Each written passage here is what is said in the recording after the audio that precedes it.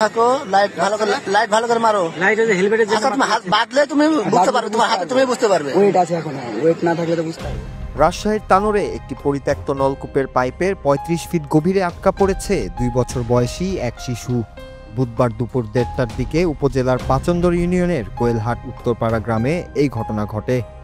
আটকা ২ বছরের শিশুটির নাম মোহাম্মদ সাজিদ।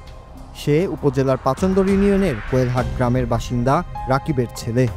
রোববার দুপুরে বাড়ির পাশে খেলতে গিয়ে সেখানে থাকা পরিত্যক্ত ডিপ টিউবওয়েলের পাইপের টেস্ট বোরিংয়ের ভেতর অসাবধানতাবশত পড়ে যায় শিশু সাজিদ। এ ঘটনার পর থেকে শিশুটিকে জীবিত উদ্ধার করতে কাজ করছে ফায়ার সার্ভিসের কর্মীরা। ঘটনার পরপরই তানোর ফায়ার সার্ভিসের একটি দল উদ্ধার অভিযান শুরু করে।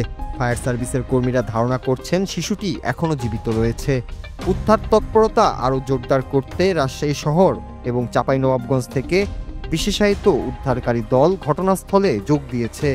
জানা গেছে পরিত্যক্ত নলকূপটির বোরিংয়ের ব্যাস ৫ ফিট, এটি প্রায় ৩৫ ফিট গভীর পর্যন্ত গেছে।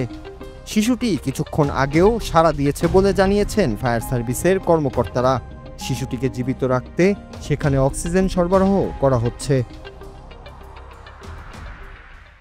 দেখলাম যে গর্তটার উপর দিয়ে আমরা আসার আগে পাবলিক কিছু মাটি কাটার পরে মাটিগুলো ভিতরে পড়ছে, যে তারপরেও আমাদের সার্চ ভিশন ক্যামেরা দিয়ে আমরা দেখলাম বাচ্চাটার কি অবস্থা।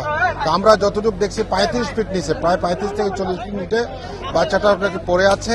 তো আমরা তাৎক্ষণিক দেখলাম যে আমরা যদি অক্ষত যদি ভিকটিম যদি আমরা উদ্ধার করতে চাই, তাহলে আমাদের এক্সকেভেটর ছাড়া একে উদ্ধার করা সম্ভব না। আমাদের অন্য কোনো আমরা গভীর সে নলকূপটি থেকে শিশুটিকে জীবিত উদ্ধারের একটি উপায় হচ্ছে মাটি কেটে তাকে সেখান থেকে তুলে আনা।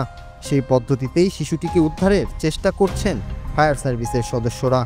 ইতিমধ্যেই ঘটনাস্থলের চারপাশে ভেকু দিয়ে মাটি কাটার কাজ চলছে। তবে আটকা পড়ার জায়গাটি গভীর বলে মাটি খুঁড়ে সেখানে পৌঁছাতে আরও সময় লাগবে বলছেন সংশ্লিষ্টরা।